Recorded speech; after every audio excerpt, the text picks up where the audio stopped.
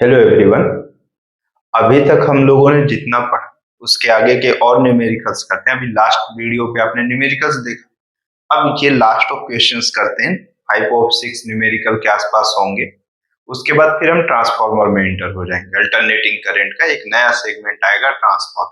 ठीक है, लेकिन उससे पहले अभी हम लोग क्या पढ़ लेते हैं, कुछ न्यूमेरिकल्स पढ़ते हैं। जैसे आपका इस पे एक क्वेश्चन दिखना स्टार्ट हो गया होगा स्क्रीन पे। जैसे एक क्वेश्चन है हमारे पास, in AC source is connected to two circuit as shown in figure, obtain the current through resistance are it resonance in both the circuit। ठीक है, मतलब मेरे पास रेजिस्टेंस के अक्रॉस, क्या बोल रहा है क्वेश्चन पे कि रेजिस्टेंस के अक्रॉस मेरे पास क्या करंट होगा दोनों ही कंडीशंस पे। जबकि दोनों ही कंडीशंस पे दोनों डायग्राम जो दिख रहे हैं वो दोनों ही कंडीशंस कैसी है, रेजोनेंस की कंडीशन। तो मैं आपको जैसे अगर डायग्राम बना के दिखा देता हूं। हमारे पास यहाँ पे इलिस्ट्रेशन हम स्टार्ट कर चुके हैं। ये मेरे पास एक एल है, एक सी है और एक कौन सा है मेरे पास आर। ठीक, यहाँ पर एक कोई एसी सोर्स अप्लाइड है ऐसा। ठीक, दूसरे स्टेप में क्वेश्चंस पे क्या बोल रहा है कि मेरे पास एक डायग्राम ये है, एक कुछ इस तरह से है। यहाँ पे एक रेजिस्टेंस आर है और ये मेरे पास यहाँ पर इस तरह से वोल्टेज के लिए है। ठीक है, ये पूछ रहा है कि रेजोनेंस की कंडीशन में किसमें से कितना करंट पास होगा दोनों ही कंडीशंस में। तो देखो, इस फर्स्ट डायग्राम के अंदर जब मैं इसे ए क्वेश्चन पे बोला है, इसे बी बोला है। ठीक है, तो मैं इसके सॉल्यूशन को स्टार्ट करता हूं। जैसे फर्स्ट कंडीशंस पे क्वेश्चन पे हमारे पास क्या बोल रहा है, अगर इसके सॉल्यूशंस पे आप देखो तो अगर रेजोनेंस की कंडीशन है तो एक्सएल की वैल्यू किसके इक्वल होगी, एक्ससी के इक्वल हो जाएगी। यही होगी रेजोनेंस का मतलब, यही है। अगर एक्सएल की वैल्यू एक्ससी के इक्वल हो जाएगी तो जो जेड की वैल्यू हो किसके इक्वल हो जाएगी, आर के इक्वल। तो जो करंट की वैल्यू होगी वो कौन सी हो जाएगी, वी बाई ऑफ जेड। ये कौन सा होगा, वी आर एम एस होगा। तो ये आई कौन सा हो जाएगा, आर एम एस करंट ही मिल रहा होगा जिसकी वैल्यू इसके इक्वल हो जाएगी। ठीक, मजा दूसरे में है। दूसरे में मजा इस तरह से है कि देखो, अगर एक्सएल की वैल्यू एक्ससी के इक्वल हो, रेजोनेंस की कंडीशन हो, ठीक, आपको मालूम है कि यहां से कोई करंट निकला। फॉर एग्जाम्पल मैं कहा कि यहां से कोई करंट निकला, तो मेरे पास जब यहाँ पे पहुंचेगा और यहाँ पे पहुंचेगा तो ये दोनों में एक्चुअल में इसमें दोनों में तो करंट सेम है इसमें। क्यों वो मेरे पास ऐसा था, क्योंकि यहाँ पे सीरीज कॉम्बिनेशन है तो करंट एक ही फ्लो हो रहा होगा, कोई एंगल में डिफरेंस नहीं होगा, इनके वोल्टेज के एंगल पे डिफरेंस होगा। ठीक, बट जैसे ही यहाँ पे पहुंचे तो यहाँ पे क्या हो गया, मेरे पास ये दोनों पैरेलल कॉम्बिनेशन हो गए। पैरेलल कॉम्बिनेशन पे दोनों में करंट डिफरेंट जाएगा, वोल्टेज दोनों में सेम फेस में होगा। मेरे पास सीरीज कॉम्बिनेशन के करंट के फेस में कोई डिफरेंस नहीं होता, वोल्टेज के फेस में डिफरेंस होता। और पैरेलल कॉम्बिनेशन में करंट कैसा जा रहा होगा, मेरे पास डिफरेंट फेस में जा रहा होगा, वोल्टेज कैसे फेस में जा रहा होगा, सेम फेस में जा रहा होगा। ठीक, एक्चुअल में अगर रेजोनेंस की कंडीशन आप देख रहे होगे तो यहाँ पे और यहाँ पर का जो वोल्टेज वो दोनों का जो समेशन वो जीरो हो गया। वोल्टेज जीरो हो गया मतलब मेरे पास सर्किट शॉर्ट दिखने लगा, एक स्ट्रेट लाइन दिखने लगी हो।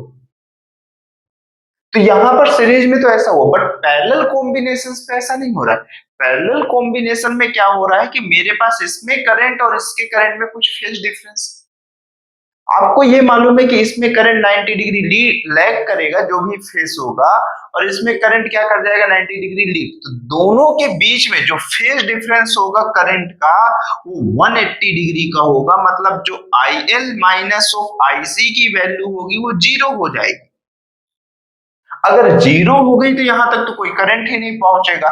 तो रेजिस्टेंस के क्रॉस इस कंडीशन में करंट कितना होगा, जीरो। मतलब इस पूरे सर्किट में फ्लो करने वाले टोटल करंट की वैल्यू जीरो हो जाएगी। तो ये दोनों का डिफरेंस है। अगर ऐसा कभी डायग्राम आपके पास रहा, क्वेश्चंस पे एग्जाम में पूछा रहा, तो आपको ये बताने बनना चाहिए कि इस पे करंट मेरे पास जीरो हो, जबकि इसमें आई इक्वल टू कितना हो जाएगा, वी बाई ऑफ जेड। या फिर इसी को क्या लिखोगे, IRMS की जो वैल्यू होगी वो VRMS इंटू कितना हो जाएगा आर, क्योंकि इसमें मेरे पास वोल्टेज जीरो हो रहा है। वोल्टेज जीरो मतलब आप ये कहते हो कि अगर वोल्टेज जीरो मतलब रेजिस्टेंस की वैल्यू कितनी है मेरे पास, जीरो। यही है। अगर मैं शॉर्ट सर्किट कहूं तो शॉर्ट सर्किट को मैं इससे से रिप्रेजेंट करता हूं, और अगर मेरे पास करंट की वैल्यू जीरो है मतलब मेरे पास रेजिस्टेंस की वैल्यू कितनी है, इनफाइनाइट। ऐसा ही तो हम रिप्रेजेंट करते हैं।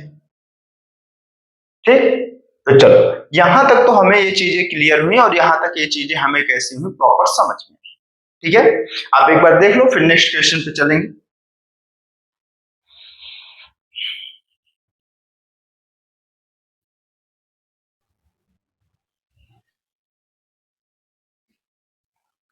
अब जैसे इसके बाद एक सेकेंड क्वेश्चन की बात करते हैं।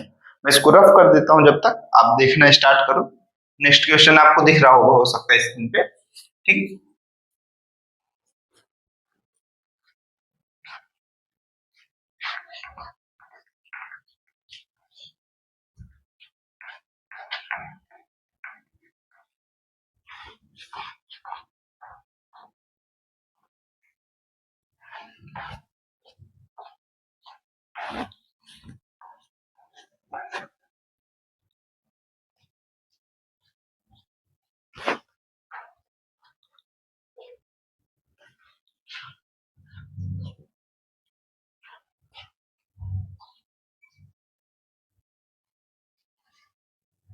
चलो अब जैसे ये जो सेकेंड क्वेश्चन आपको दिख रहा है, ठीक है, इस क्वेश्चन पे भी ज्यादा कुछ स्पेशल नहीं पूछा। ठीक है, ये हम पैरेलल कॉम्बिनेशन ऑफ आरएलसी पे देख चुके हैं, लेकिन फिर भी ये क्वेश्चन के फॉर्मेट पे एक बार मुझे इसको सॉल्व कराने का मन है तो मैं करा दे रहा हूँ। ठीक है, क्या क्वेश्चन है, for the circuit shown in figure find the instantaneous current through each element, through each element के थ्रू ऑफ करंट की वैल्यू को पूछ लिया है। कंफर्म है? चलो कोई दिक्कत नहीं, यहां तक हमारे पास, आगे बढ़ते चलते हैं। ठीक, उसके बाद कैसा पूछा है मेरे पास, करंट हर एक एलिमेंट के अक्रॉस पूछ लिया है। ठीक है, उसके बाद क्वेश्चन पे ये बोला है also find the total instantaneous current through this source. Total current भी पूछ लिया, इंस्टेंटेनियस वैल्यू ऑफ मेरे पास करंट की कितनी होगी ये पूछ लिया। ठीक है, and final expression for the face angle for this current and the impedance of this circuit. Impedance पूछ लिया है कि जेड की वैल्यू कितनी होगी मेरे पास, और तो और एक बात ये पूछ लिया है कि मेरे पास कैसा फेस एंगल कितना होगा, बस होगी। जहां पर क्वेश्चन पे ये जो सर्किट है ये एक्चुअल में पैरेलल कॉम्बिनेशन ऑफ आरएलसी है। मैं चाहूं तो स्किप कर सकता हूं, लेकिन मेरा अभी ऐसा कोई भी मूड नहीं है। ये वे नॉट कितना है मेरे पास, साइन ओमेगा टी है। इधर मेरे पास रेजिस्टेंस है, ये आर है। ठीक है, इधर मेरे पास इसमें कौन सा हो गया, ये सी हो गया। ठीक, और एक मेरे पास ये कौन सा हो गया, एल। इस तरह से है, आर एल सी सर्किट है। ठीक है, चलो स्टार्ट करते हैं। हमारे पास यहाँ पर क्या क्या तकलीफ है और कितनी ज्यादा हो सकती है देखना स्टार्ट करते हैं। ठीक है, देखो एक्चुअल में जब भी आप यहां पर देखोगे तो आप ये नोटिस करो कि यहां पर मेरे पास v is equal to V naught into sine omega T, यही चीज है। देख लो पहले एक बार। अब अगर मैं मान के चलो यहां से कोई करंट इंटर हो रहा है, फॉर एग्जांपल मैं बोला कि आई ऑफ वैल्यू इंटर हो, तो यहां पर मेरे पास एक करंट जाएगा, एक करंट यहां पे गया होगा, एक करंट यहां पे गया, करंट डिवाइड होता है। तो मेरे पास ये कौन सा हो गया होगा, आई आर, ये कौन सा हो गया आई एल, और ये कौन सा हुआ आई सी। अब जब मैं वहां पर दिखा रहा था, हम लोग किसमें देख रहे थे कि हमारे पास पैरेलल कॉम्बिनेशन में, तो एजम्पशंस करो वहां पे मैं फेजर डायग्राम से डिस्कस कर रहा था कि मेरे पास अगर यहाँ पे जो भी वोल्टेज का ग्राफ होगा, अगर ये वोल्टेज V होगा, तो मेरे पास जब रेजिस्टेंस होगा तो V की जो वैल्यू होगी वो IR के इक्वल होगा। यही चीज था। यहाँ पर मेरे पास कौन सा था कि मेरे पास अगर वोल्टेज में दिखा दिए तो इस पे करंट ऑलवेज भी क्या करेगा, लीड करेगा। सो ये IC था और ये इंडक्टर के क्रॉस IL, ये IC हो गया। यहाँ पर अगर मैं इसको वोल्टेज दिखा दिया तो ये मेरे पास लैग कर जाएगा और ये कौन सा हो जाएगा, I। ठीक, तो जब मैं वहां पे फेजर डायग्राम से रिप्रेजेंट करने के लिए आपको बोल रहा था तो आप कुछ नहीं कर रहे थे, एक स्पेशल चीज करना कुछ था नहीं उस पे, सिर्फ ये आप लिख रहे थे वी। आपको एक्चुअल में मालूम था कि वी, वी आर, वी सी और वी एल तीनों सेम फेस में होंगे, क्योंकि पैरेलल कॉम्बिनेशन में वोल्टेज कैसा होता है, सेम होता है, कोई फेस डिफरेंस भी नहीं होना चाहिए। ठीक, तो ये मेरे पास कौन सा हो गया था, डायरेक्टली मैं बोल दिया था कि ये वी हो गया। इसी डायरेक्शन पे रेजिस्टेंस ऑफ किसका होगा, करंट का रेजिस्टेंस हो, सॉरी रेजिस्टिव करंट की वैल्यू होगी, है ना। उसके बाद इंडक्टर की वैल्यू क्या हो जाएगी, मेरे पास इंडक्टर का जो करंट है वो लीड कर जाएगा, ये आईसी हो जाएगा। ठीक, यही हो रहा था। उसके बाद इधर मेरे पास कौन सा हो जा रहा था, आईएल हो जा रहा। इस तरह से कुछ हम देख रहे थे। अगर मैं मैक्सिमम वैल्यू की भी बात करूं तो आई आर नोट होगा, ये आईसी नोट होगा, और आएगी ये कौन सा हो जाएगा, आई एल नोट हो जाएगा, और ये कौन सा हो जाएगा, आईसी नोट हो जाएगा। आईसी नोट मतलब करंट इज इक्वल टू क्या होता है, वोल्टेज अपॉन, यही आप लिखते हो ना, वोल्टेज अपॉन क्या लिख देते हो, रेजिस्टेंस। तो ये मेरे पास कौन सा होगा, एक्सी, ये कौन सा हो जाएगा, वी अपॉन आर, और ये अपॉन मेरे पास कौन सा हो जाएगा, वी अपॉन एक्स। इसमें कुछ नई चीज नहीं आ रही, हो सकता है ये वोल्टेज के लिए भी मैक्सिमम वोल्टेज दिखा रहा होगा, तो इससे हमें कोई बहुत फर्क नहीं पड़ेगा। ये एक्चुअल में आपके पास फेज डिफरेंस के लिए। अब देखो, अगर मैं ये कह रहा हूं कि मेरे पास आईसी की वैल्यू ज्यादा है, किसकी वैल्यू ज्यादा है, आईसी नॉट की वैल्यू ग्रेटर देन ऑफ कौन सा है मेरे पास, आई एल नॉट के। इसका मतलब ये है कि मैं ये कहना चाह रहा हूं कि एक्सी नॉट की वैल्यू कैसा है, या एक्सी की वैल्यू कम है एक्सएल से। मतलब सर्किट मेरे पास कैसा देखने के लिए, अगर एक्सी की वैल्यू कम होगी तो आईसी ज्यादा होगा और एक्सएल कम होगा।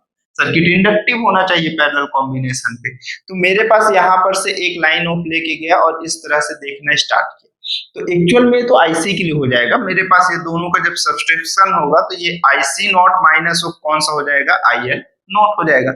यहाँ पर से एक लाइन ऑफ निकाले, पैरेललोग्राम लॉ से हम लोग यूज करते हुए जा रहे हैं, तो एक ये रिजल्टेंट देखने को मिला। तो ये मेरे पास कौन सा है, आई नॉट, या आई नॉट नहीं कह रहे होगे तो ठीक है, ये रिजल्टेंट हो गया, मैं इसको कह दिया कि मेरे पास ये आई, resultant of value of current की वैल्यू। तो यहां पर से आप कह सकते हो कि ये वैल्यू कौन सी हो जाएगी, IC not minus of I L not, यही होगा, और ये कौन सा हो जाएगा मेरे पास, आई आर नॉट हो जाएगा। तो जो आई की वैल्यू आएगी एक्चुअल में, तो आई की वैल्यू मैं यहाँ डायरेक्टली लिख सकता हूँ कि मेरे पास कौन सा हो जाएगा, ये पाइथागोरस थ्योरम आप लगा सकते हो यहाँ पे, बोलो। तो आई की जो वैल्यू एक्चुअल में आपके पास आएगी वो स्क्वायर रूट ऑफ कौन सा हो जाएगा, बोलो, आई आर नोट का स्क्वायर प्लस हो कौन सा, या फिर आई आर नॉट लिख लो, या फिर जो भी लिखना हो तो लो, आई नॉट हो गया। अब बोलो, I C not minus I L nought का स्क्वायर हो गया, ये चीज देखने को मिलेगी। देख लो, ये करंट की वैल्यू हो गई, मैक्सिमम करंट की बात कर रहा हूं, तो उसी फेस में तो मेरे पास उसका किसी भी इंस्टेंट का करंट होगा। ठीक, ये चीज हुआ। और फेस की बात हो रही थी तो मेरे पास ये फाई मैं लिख दिया। तो मुझे ये बताओ टेन फाई की वैल्यू कितनी होगी, अब आप बता सकते हो। Tan phi is equal to, मैं चाहूं तो I C not minus of कौन सा लिख सकता हूं, I L naught upon upon I R naught, यही लिख सकता हूं।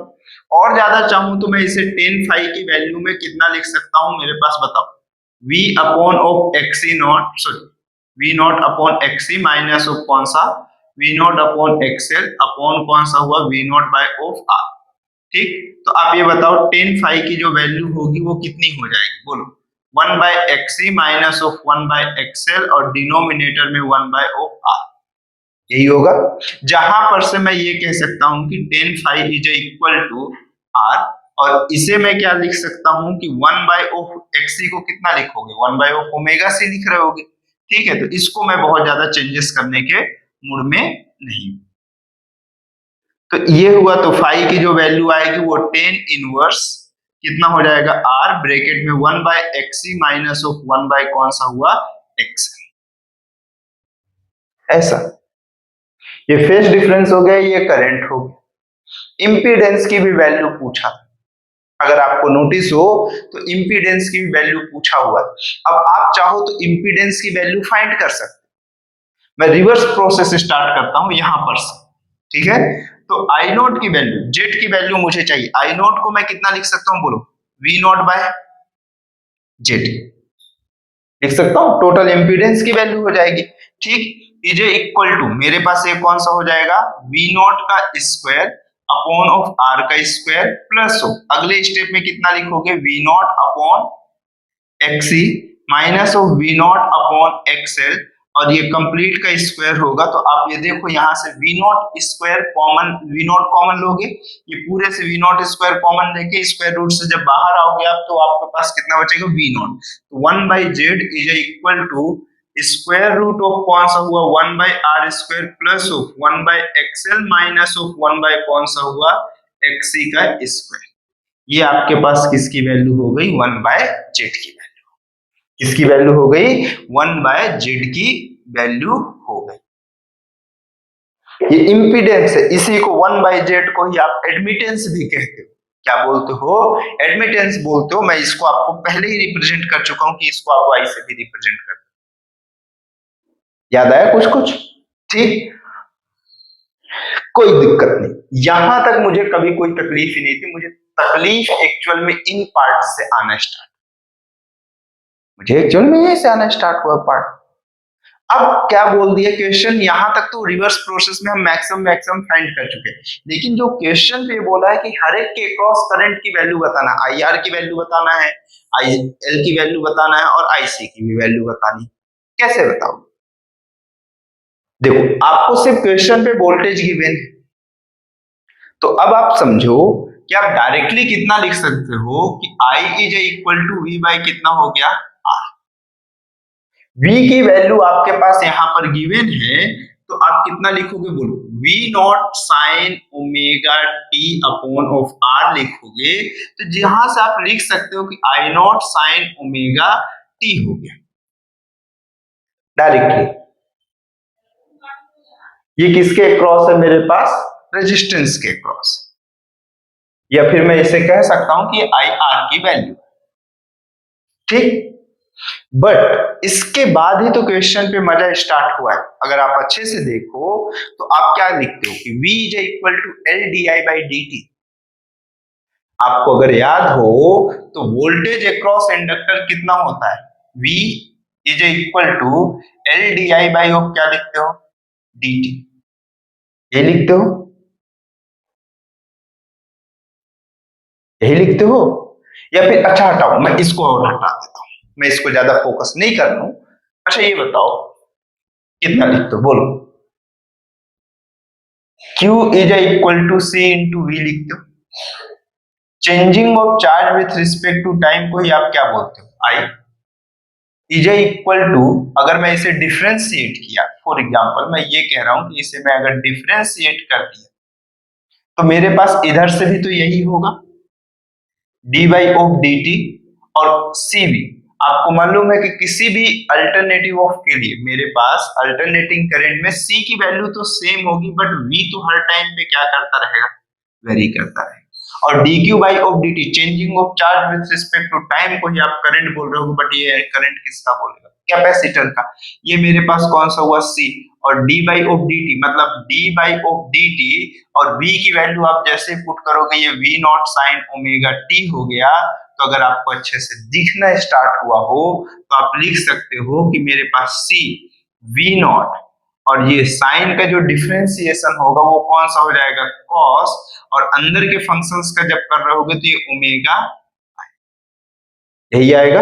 आपको फिर देखना स्टार्ट हुआ होगा कि मेरे पास v नॉट बाय ऑफ कौन सा 1 बाय ओमेगा सी, और ये कौन सा हुआ, cos ओमेगा टी हुआ, जहां पर से आप ये लिखे थे कि v not upon of X C, और ये कौन सा हो गया था, cos ओमेगा टी हो गया।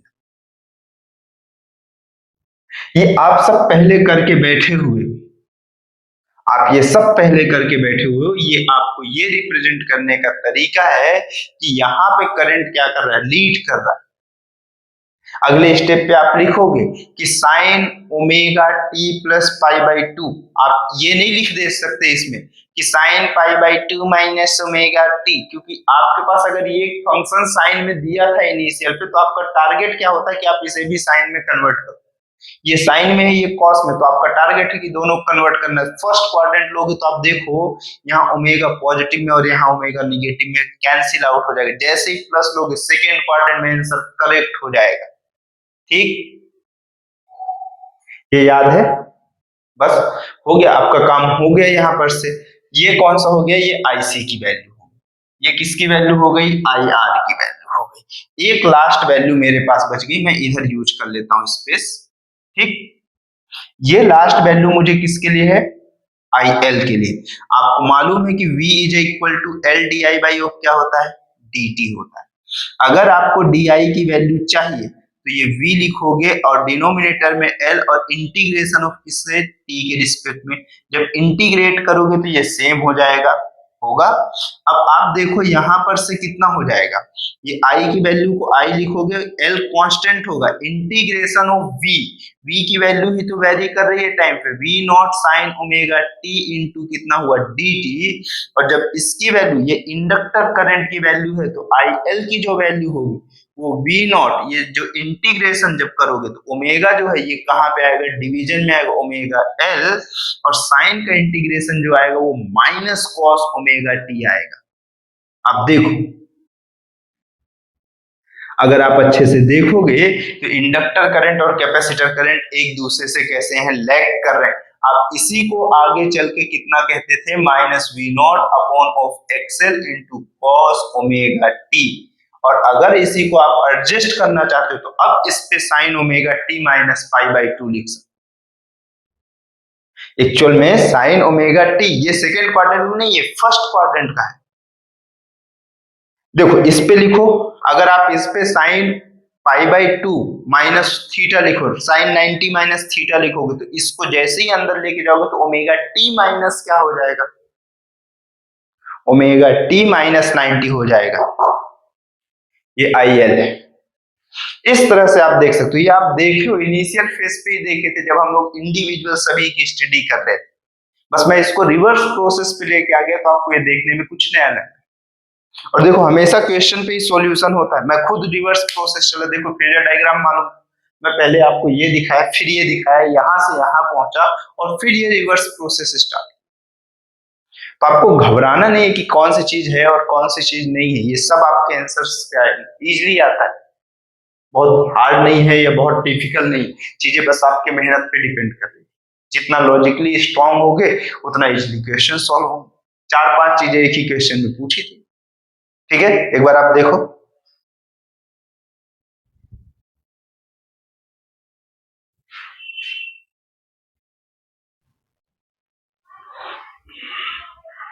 ठीक, अब आप लोग देख चुके हैं तो अब नेक्स्ट क्वेश्चन पे चलते हैं, इस पे देखते हैं क्या होता है और क्या नहीं होता। ठीक है, अब क्वेश्चंस 3 और होंगे, अच्छे अच्छे क्वेश्चंस होंगे। एक तो एकदम लॉजिकल होगा, क्वेश्चन एनर्जी तक चला जाएगा, हीट के फॉर्मेट का क्वेश्चंस रहेगा। ठीक है, ट्रांसमिशन ऑफ हीट वाले चैप्टर तक जाएगा।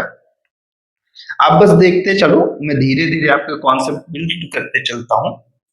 ठीक है, सब धीरे धीरे होगा, एकदम फास्ट आप सर्टेन चेंजेस चाहो तो ऐसा पॉसिबल नहीं है। ठीक है,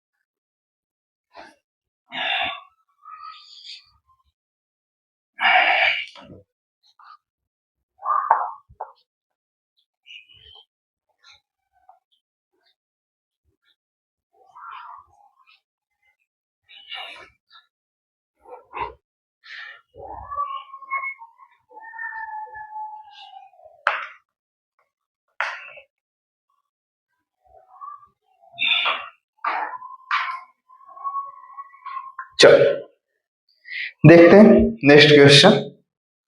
जैसे ये क्वेश्चन हमारे पास क्या बोल रहा है, इन LCR series circuit with 100 ohm resistance is connected to an AC source of 20 volt and angular frequency 300 radian per second. ठीक, when only the capacitance is removed, the current lag behind the voltage by 60 degree. ठीक, अगर मेरे पास question भी ये बोल रहा है कि एक सीरीज LCR सर्किट है, ठीक, जहां पे रेजिस्टेंस की जो वैल्यू वो कितने ओम की है, 100 ओम की है, और मेरे पास जो कनेक्ट कर रहा है तो वहां पे वोल्टेज की वैल्यू कितनी है हमारे पास, 200 वोल्ट है, और एंगुलर फ्रीक्वेंसी 300 रेडियन पर सेकेंड है। अब उसके बाद ये बोल रहा है when only the capacitance is remove the current lag behind the by 60 degree, when only the inductor remove the current lead voltage by 60 degree, calculate the current and the power dissipated in the LCR circuit. तो current और power कितना होगा मुझे simple से ये बताना है, ठीक है। चलो, तो करंट और पावर बताना स्टार्ट करते हैं। हमारे पास कैसा कैसा होगा, देखो ये जो वोल्टेज, अगर ऐसा कभी क्वेश्चन पे गिवन हो डाटा कि वोल्टेज में ये ना बोला हो कि AC वैल्यू से वोल्टेज कर दिया अप्लाइड वोल्टेज, तो एक्चुअल में वो कौन सा रिप्रेजेंट कर रहा है, VRMS रिप्रेजेंट कर रहा है, ठीक है। अब जब वो VRMS रिप्रेजेंट कर रहा है और सीरीज LCR बोल रहा है, कौन सा बोल रहा है, सीरीज LCR बोल रहा है, तो सीरीज LCR में अगर मेरे पास पहले बार मैं क्या बोल रहा, अगर कैपेसिटर रिमूव कर रहा हूं, कैपेसिटर को क्या कर रहा है, रिमूव कर रहा है, तो करंट जो है वो लैग कर गया, और कितने डिग्री से, 5 डिग्री से। अगर 5 वो कितना 60 डिग्री मेंशन है, ठीक है। अगर करंट लैग कर रहा है मतलब 10 फाई की जो वैल्यू है मेरे पास क्या हो जा रहा है, पहले स्टेप में C रिमूव्ड किया है, ठीक। अगर C रिमूव कर दिया तो सर्किट प्योर इंडक्टिव या प्योर कैपेसिटिव, प्योर इंडक्टिव। तो प्योर इंडक्टिव फाई की वैल्यू 60 डिग्री हो गया, और यहाँ पे एक्सएल बाय कितना हो जाएगा, R। सीरीज में पैरेलल होता तो कितना होता, 1 by XL by 1 by R होता, तो आप क्या लिखते, R बाय एक्सएल हो जाता, ठीक है। सीरीज और पैरेलल का पूरा ध्यान रखना, क्वेश्चन में सीरीज कॉम्बिनेशन मेंशन किया है, कई बार मेंस पे पैरेलल कैलकुलेट करवाना चाह रहा वो होता, और हम फॉर्मूला वही एक ही रट रहे होते हैं, क्योंकि हमारे पास मैक्सिमम सीरीज दिखता है, तो हम सोचते हैं कि यही हमारा सत्य है, ठीक। तो ये बताओ एक्सएल की जो वैल्यू है ये कितना हो गया, ओमेगा L बाय R हो, ठीक। और ये 1060 की जो वैल्यू होगी वो कितनी हो जाएगी, √3 हो गया। तो एक्सएल की बस वैल्यू मैं देख लेता हूं, तो एक्सएल की जो वैल्यू वो √3 इंटू कितना हो गया, R। सिमिलर अगर L रिमूव्ड है, क्या रिमूव्ड है, L रिमूव्ड है, तो सर्किट प्योर कैसा हो जाएगा, कैपेसिटिव हो जाएगा। मुझे मालूम है कि इधर मेरे पास इंडक्टिव है तो करंट क्या कर रहा होगा, लैग कर रहा होगा, और यहां पर देखो तो ये 1060 दिखाएगा और ये XC बाय ऑफ R हो जाएगा। यहां पर मेरे पास करंट क्या कर रहा होगा, लीड कर रहा होगा, तो ठीक है देखना स्टार्ट करते हैं। करंट लीड कर रहा होगा मतलब वोल्टेज लैग कर रहा होगा। हमारे पास ये सीरीज कॉम्बिनेशन में जो लीड और लैग वर्ड गिवन होता है, ये मेरे पास जो एंगल फाई गिवन है वो वोल्टेज को गिवन है, फाई एंगल जो गिवन है वो एक्चुअल में वोल्टेज को गिवन है, क्योंकि वोल्टेज क्या कर रहा है मेरे पास, करंट तो रेफरेंस है सीरीज कॉम्बिनेशन में, मेरे पास एंगल किसका चेंजेस हो रहा है, वोल्टेज का ही चेंजेस हो रहा है, इंडक्टिव और कैपेसिटिव चेंजेस होने के कारण। मेरे पास तो रेफरेंस कौन सा है, करंट ही रेफरेंस होता है सीरीज कॉम्बिनेशन में। आप देखो सीरीज कॉम्बिनेशन में करंट मेरे पास सेम फेस में रहता है सभी में, चाहे L हो चाहे R हो चाहे C हो, मेरे पास हर एक के लिए L के लिए R के लिए और C के लिए जो मेरे पास वेरी कर रहा होता है वो तो वोल्टेज ही वेरी कर रहा है, ठीक। तो देखो यहाँ पर सभी आप देखोगे √3 into R is equal to XC हो गया। अब आपको मालूम है कि अगर XC की वैल्यू XL के इक्वल हो गया तो मतलब ये कौन सी कंडीशन है, रेजोनेंस की कंडीशन। कौन सी कंडीशन है, रेजोनेंस की कंडीशन है। और अगर रेजोनेंस की कंडीशन है तो मेरे पास टोटल जो फाई की वैल्यू होगी वो 0 हो जाएगी, जेड की जो वैल्यू होगी वो R के इक्वल हो जाएगी। तो जहां से IRMS की जो वैल्यू है वो कितनी हो जाएगी, Vrms अपॉन ऑफ R हो जाएगा। जहां पे Vrms की वैल्यू कितनी है मेरे पास 200 अपॉन R की जो वैल्यू है वो कितना 100, तो करंट की वैल्यू कितना हो जाएगा 2 एम्पियर। कितना एम्पियर 2 एम्पियर। अब आपके पास एवरेज पावर भी पूछ लिया है, तो यहाँ पे आपको मालूम Vrms इंटू Irms इंटू क्या लिखते हो आप, cos फाइव। जब cos फाइव लिखते हो तो फाइव की वैल्यू 0 हो गया, तो Vrms इंटू Irms, Vrms की वैल्यू कितनी है आपके पास, देखो Vrms की वैल्यू भी कितनी है 200 और Irms की वैल्यू कितनी है मेरे पास 2 है, मतलब आपके पास जो पावर आएगा वो 400 वॉट का। कितने वॉट का आ जाएगा 400 वॉट का इसका पावर हो जाएगा। अब देख लो अच्छे से, एक बार देख लो, क्वेश्चन इजी है, काफी आसान था।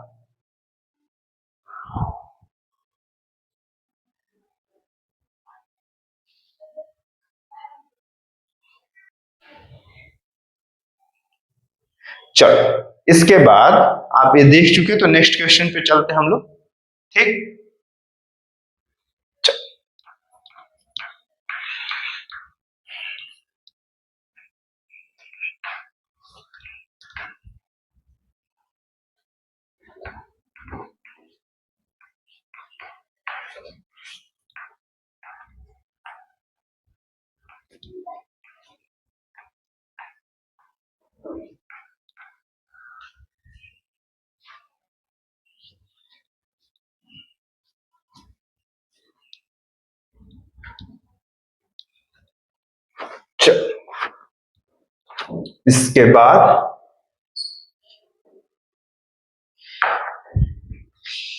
इसके बाद जैसे एक क्वेश्चन है, मतलब 29 नंबर में से आपको दिख रहा होगा हमारे ये मतलब सीरीज में ये 30 या 29 का क्वेश्चन, ठीक है।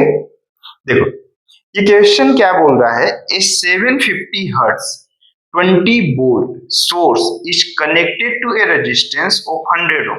क्या बोल रहा है कि कितनी फ्रीक्वेंसी का एक सोर्स है मेरे पास, इसकी जो फ्रीक्वेंसी है वो 750 हर्ट्ज है और वोल्टेज की जो वैल्यू है वो कितना वोल्ट है 20 वोल्ट है।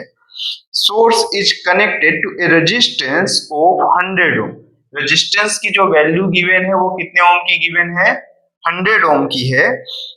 इन इंडक्टेंस ओ कितना है मेरे पास, इंडक्टेंस की जो वैल्यू है वो कितने मिली हेनरी की है 180 मिली हेनरी की है। एंड कैपेसिटेंस की जो वैल्यू है वो 10 माइक्रोफेराडे का है। कितने माइक्रोफेराडे का है 10 माइक्रोफेराडे का है। All in series calculate the time in which the resistance having thermal capacity 2 joule per degree Celsius will get heated by 10 degree centigrade. ठीक, तो क्वेश्चन पे ये बोल रहा है कि मेरे पास कितने टाइम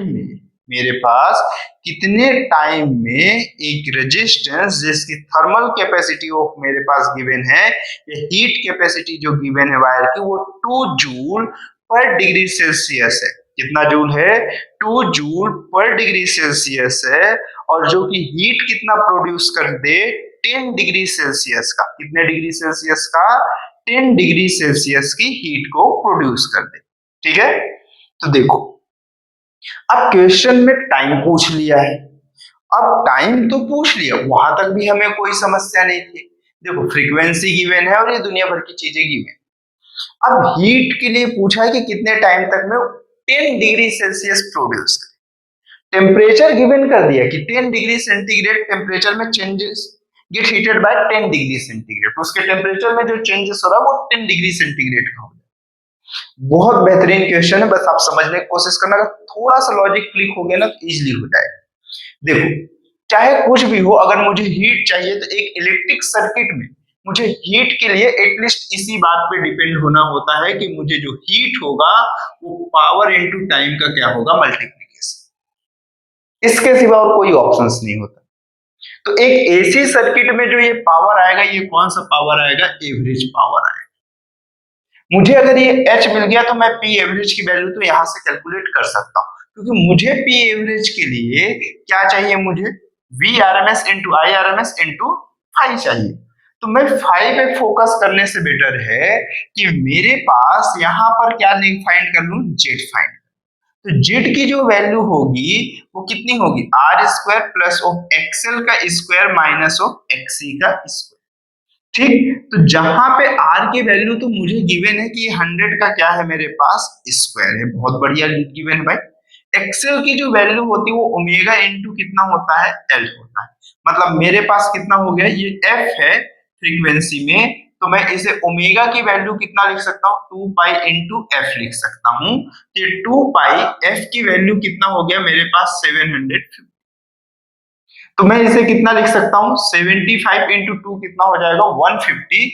मतलब मैं इसे कितना लिख सकता हूँ 1500 पाई रेडियन पर सेकेंड। तो मैं इसे यहां पर से यूज करना स्टार्ट करता हूं, तो मैं इसे 1500 इंटू कितना लिख दिया 180 का स्क्वायर, सॉरी एक्सएल माइनस एक्ससी का होल स्क्वायर होता है, मैं फास्ट वे में लिखने के चक्कर में हमेशा गड़बड़ हो जाता है, ठीक है। और ये मेरे पास कौन सा हुआ, पाई छूट गया एक अलग से, और ये मिली हेनरी है, तो 10 दी पावर ऑफ -3 यही होगा, माइनस एक्ससी की वैल्यू 1 बाय ओमेगा सी होता है, तो ओमेगा की वैल्यू कितना है 1500 पाई, और सी की वैल्यू जो है मेरे पास 10 इंटू 10 दी पावर ऑफ कितना हो जाएगा -6 हो जाएगा, यही होगा। ठीक, देखो अब जैसे ये हुआ तो ये होल ऑफ कंपोनेंट का स्क्वायर। अब आप इसको सॉल्व कर पाओगे क्या, सॉल्व कर सकते हो, आपको ये सॉल्व करना हर कंडीशन में ही पड़ेगा, ऐसा नहीं है कि आप इसमें किसी कंडीशन से बच के निकल जाओ। देखो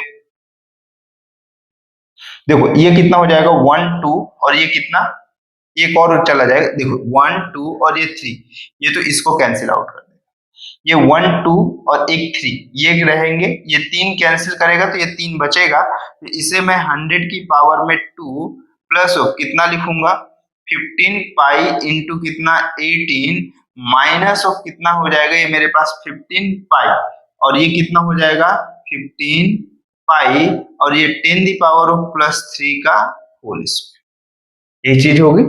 आप देखो मैं इसका डायरेक्टली फाइनल आंसर ही आपको लिख के दे देता हूं, जिसकी वैल्यू लगभग लगभग 833 आई। मैं कैलकुलेट नहीं कर रहा हूं, आपको एग्जाम में कैलकुलेट करना है, मैं डायरेक्टली लिख रहा हूं क्योंकि टाइम वेस्ट हो रहा होगा, ठीक है। मैं डायरेक्टली जेड की वैल्यू लिख दे रहा हूं कि 833 ओम होगा, ठीक। मैं इस चीज पे फोकस बहुत ज्यादा नहीं कर रहा हूं कि मेरे पास इस पे कोई फोकस मेरा है, मैं लेकिन डायरेक्टली कैलकुलेशन पे नहीं, अप्रोचेस पे पूरा फोकस है, ठीक है। देखो उसके बाद आप क्या लिखोगे, पी एवरेज की वैल्यू क्या लिखोगे, V R M S into क्या लिखोगे, I R M S into क्या लिखोगे आप कॉस फाई लिखोगे, ठीक। अब देखो आपके पास क्वेश्चन पे क्या गिवन है, मैं जब भी बोला था कि अगर ऐसा कभी गिवन होता है, ये नहीं बोला है कि वो मैक्सिमम करंट है या उसकी एक इंस्टेंट वैल्यू है, तो जब भी आपके पास ये जो वोल्टेज गिवन है वो कौन सा गिवन है, वीआरएमएस। अगर ये वीआरएमएस गिवन है तो आपको आईआरएमएस भी नहीं गिवन है, तो अगर नहीं है तो देखो फाइव फाइंड करता तो फिर भी मुझे एक बार आईआरएमएस के लिए तो जेड फाइंड करना पड़ता, तो मैं इसे लिख सकता हूं V R M S, I R M S को कितना लिख सकता हूं मैं, V R M S into upon या अपॉन में जेड, और cos फाइव को आप क्या लिखते हो, आर बाय जेड। तो आप याद करो कि वी आर एम एस का स्क्वायर या बाय ऑफ जेड का जो होल स्क्वायर इंटू कितना लिखोगे आर, तो वी आर एम एस की वैल्यू कितना मेरे पास 20 बाय ऑफ 833 का स्क्वायर इंटू आर की वैल्यू कितनी है मेरे पास 100। इसको सॉल्व करो, आपके पास आंसर कुछ आता हुआ दिखेगा, कितना दिखेगा कितना दिखेगा, मैं सॉल्व किया हुआ है भाई, ये मेरे पास 0.058 वाट, ये जूल पर सेकंड कहो, जूल पर सेकंड कहो, ठीक है, ठीक है, यहां तक सही है, हाँ 0.058 जूल पर सेकंड, ये मेरे पास आंसर लिखा हुआ है, तो मैं लिख दे रहा हूं इतना, कैलकुलेट किया हुआ एकदम आएगा ही आएगा, ऐसा नहीं है कि कुछ और, अगर नहीं आ रहा है तो आप चेक कर सकते हो, और कैलकुलेशन मिस्टेक होगा तो कैलकुलेशन का कोई दिक्कत नहीं, वैल्यू पुट करने में अगर प्रॉब्लम है ठीक है, उस पर कोई दिक्कत नहीं। यहां तक अगर प्रॉब्लम नहीं हुई है, ये आप लिख ली हो तो इस पे कोई भी प्रॉब्लम नहीं है। ठीक है, ये 19-20 मेरी कैलकुलेशन रॉन्ग हो गई होगी तो इसलिए वैल्यू रॉन्ग आ रही है। ठीक, अगर आपका एकदम आप कैलकुलेट सही किए हो, आपको लग रहा है कि आप सही किए हो, मैं गलत कर दिया हूं, तो आप अपनी वैल्यू लिख सकते हो, क्योंकि एग्जाम आपको देने बैठना है, मुझे नहीं देने बैठना है। ठीक है, तो अगर मुझे एग्जाम नहीं देना है तो मैं इस चीज पे क्यों ही टाइम वेस्ट करूं कि मैं अपनी कैलकुलेशन स्ट्रॉन्ग करते बैठूं। ठीक है, स्ट्रॉन्ग है, जितनी काम है मेरी स्ट्रॉन्ग है उतनी मेरे लिए।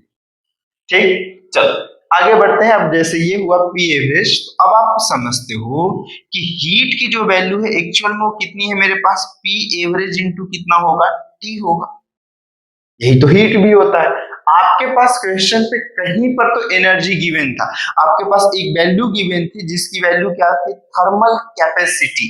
कौन सा था, थर्मल कैपेसिटी।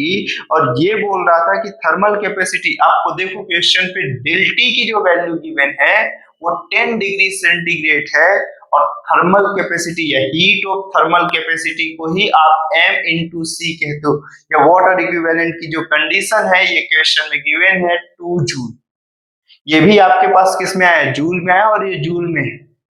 तो अब अगर आपके पास ये है तो आपको मालूम है कि आपको यहां पर से जो हीट की वैल्यू आप लिखते हो तो H की वैल्यू कितना होता है, मास इनटू कौन सा, specific heat capacity into del T. ये भी तो लिखते हो, दोनों को कंपेयर करो तो आपको m into C into del T is equal to, ये क्या लिख लो, del T is equal to P average into कितना होगा टी, जहां पे m इंटू सी की वैल्यू कितना गिवन है आपके पास 2 जूल पर डिग्री सेल्सियस।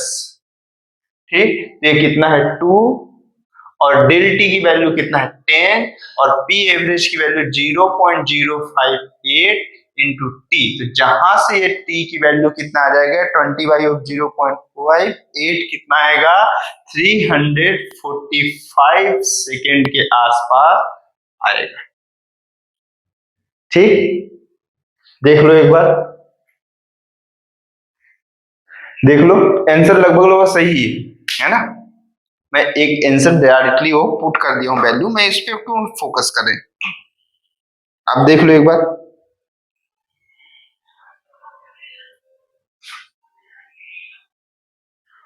हो गया, देख लो। इसके बाद नेक्स्ट क्वेश्चन पे चलेंगे हम लोग, आप एक बार देख लो।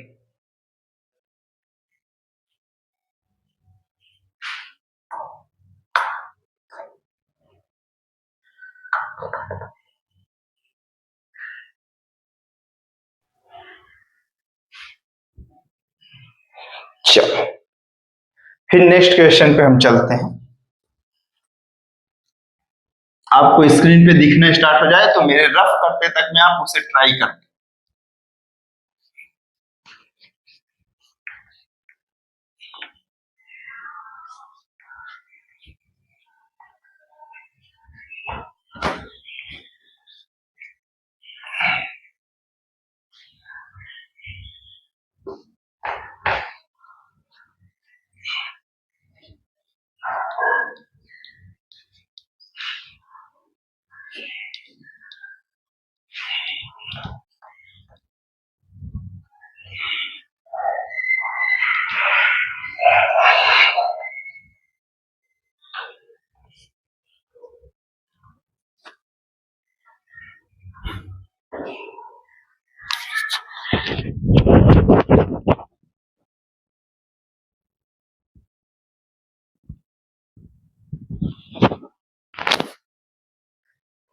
चलो अगर क्वेश्चन दिख गया तो स्टार्ट करते हैं इसको। देखो क्या बोल रहा है, a register R, inductor L and capacitor C R connected in series to an AC source, of RMS voltage V and variable frequency. Find the energy that is delivered to the circuit during one period if the operating frequency is twice the resonance frequency. मतलब question पे ये बोल रहा है कि मुझे एक complete of time duration पे कितनी हीट प्रोड्यूस होगी उस कंडीशन पे उस कंडीशन पे, जिस कंडीशन पे मेरे पास जो फ्रीक्वेंसी है वो रेजोनेंस फ्रीक्वेंसी का कितना टाइम्स हो जाए, 2 टाइम्स हो जाए। यही बोला है क्वेश्चन पे, एकदम यही बोला है। तो चलो स्टार्ट करते हैं, देखते हैं हम लोग क्या क्या होगा। ठीक, देखो सिर्फ क्या क्वेश्चन पे गिवन है कि मेरे पास आर की वैल्यू गिवन है, एल गिवन है और सी गिवन है, और ये बोला है कि सीरीज कॉम्बिनेशन। बहुत बढ़िया। एक वोल्टेज भी गिवन है, फ्रीक्वेंसी कुछ भी नहीं गिवन। रेजोनेंस की फ्रीक्वेंसी मतलब ओमेगा नॉट की जो वैल्यू होगी 1 by square root L C के इक्वल होगी। यही होगा, 1 by square root L C के इक्वल। ठीक, अब जब ये हुआ तो क्वेश्चन पे ये बोल रहा है कि वो फ्रीक्वेंसी जहां पे मेरे पास रेजोनेंट फ्रीक्वेंसी का 2 टाइम्स हो गया, इसके लिए सारी चीजें कैलकुलेट करनी है। तो इसके लिए इंपीडेंस की जो वैल्यू होगी वो मेरे पास चेंज करना पड़ेगा। अब एक्सएल की जो वैल्यू होगी वो कितनी होगी, ओमेगा इंटू क्या लिखोगे, एल लिखोगे, और ओमेगा की value 2 times of omega naught है, मतलब 2 by O square root L C हो गया। तो ये 2 square root of L C into L हो गया। तो जिसे मैं क्या लिख सकता हूं, 2 स्क्वायर रूट कितना हो जाएगा, एल बाई सी। सिमिलर हो एक्सी की जो वैल्यू होगी ये 1 बाय ओमेगा सी होगा, जहां पर से ओमेगा की वैल्यू फिर से मैं कितना लिखूंगा, 2 by square root L C, और ये सी हो गया। तो आप देखो इसे कितना लिखोगे, 1 बाय 2, ये सी कैंसिल करेगा स्क्वायर रूट से, तो ये फिर से वापस से कितना आएगा, एल बाय सी। तो एक कंडीशन ये हुआ, एक कंडीशन ये हुआ। ठीक, तो जेड की जो वैल्यू होगी वो एक्चुअल में कितना होगा, R square plus O XL minus of XC का क्या हो जाएगा, स्क्वायर।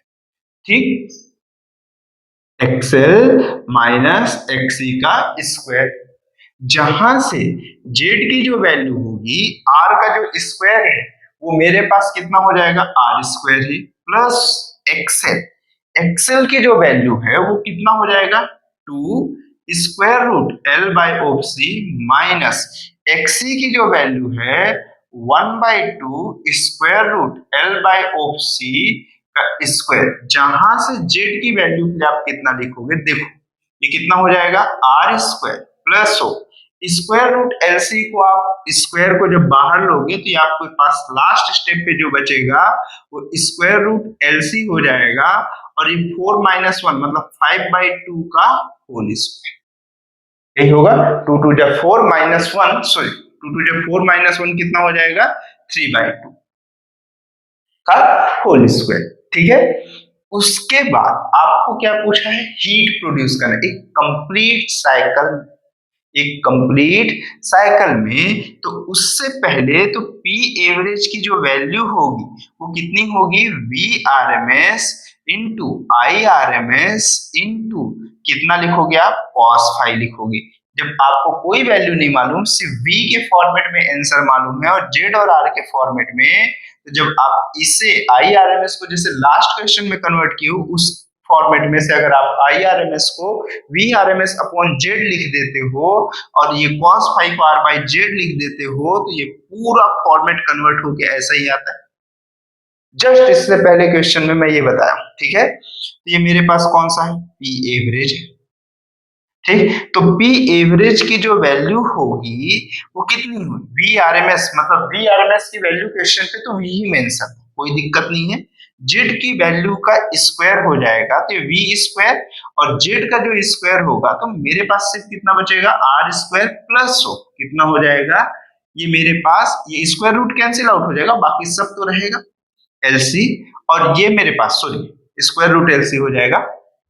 देखो यहां से square root LC, sorry sorry sorry sorry sorry यहाँ पर कैंसिल आउट हो जाएगा ना, ये कैंसिल आउट हो जाएगा। स्क्वायर ऑफ एलसी को कॉमन ले लिया, LC square root LC common लिया, उसका स्क्वायर बाहर आया तो एलसी हो जाएगा। ये कितना हो जाएगा, 3/2 का होल स्क्वायर इंटू कितना हो जाएगा मेरे पास, ये एल बाय सी, ये होगा इंटू कितना हुआ, आर, यही चीज होगा। या इसी चीज को मैं और अच्छे से चाहूं तो कैसा लिख सकता हूं, बोलो, पी एवरेज की वैल्यू कितना हो जाएगा, वी स्क्वायर बाय ओ कितना हुआ, आर स्क्वायर प्लस ओ 3/2 मतलब 1.5 का होल स्क्वायर कितना हो जाएगा 2.25 और ये कितना हो जाएगा L बाय ऑफ सी और ये कंप्लीट ऑफ मेरे पास इधर कितना देखने को मिलेगा R। अब ये चीज तो हो गई, यहां तक हमें कोई तकलीफ भी नहीं थी। अब क्वेश्चन पे इसी के लिए हीट भी तो पूछा है, तो हीट आप क्या लिखते हो, पी एवरेज इंटू एक कंप्लीट टाइम पीरियड पे बोला है तो कितना हो जाएगा, टी हो जाएगा। पी एवरेज की value V square into R और डिनोमिनेटर में R square plus 2.25 L by O C, ठीक। और टाइम पीरियड की वैल्यू आप लिखोगे 2 पाई बाय ओमेगा और आपके पास नहीं है किसकी value, R square plus 2.25 L by of C. Omega की वैल्यू आपके पास क्वेश्चन पे कितनी होगी मेरे पास, बोलो, ये 2 हो जाएगा और स्क्वायर रूट एल सी हो जाएगा, तो 2 से 2 भी कैंसिल, जहां से वैल्यू कितनी आ जाएगी मेरे पास, बोलो, V square R square root L C, denominator में आर स्क्वायर प्लस कितना हो जाएगा 2.25 और ये L अपॉन ऑफ C। इसको भी अगर आप एलसीएम लेके सॉल्व करना स्टार्ट करोगे तो ये मेरे पास ऊपर साइड जाएगा, तो फिर कोई मतलब नहीं उसका, ठीक। तो यहां तक मैं देख लिया, तो ये चीज सही है, देख लो एक बार, कुछ उल्टा पुल्टा तो नहीं लिख दिया, देख लो एक बार, आप लोग चेक कर लो, फिर मैं इसको आगे चेक करता हूं। सही तो लिखा हूं मैं, एक्चुअल में ऐसा कोई गड़बड़ तो है नहीं।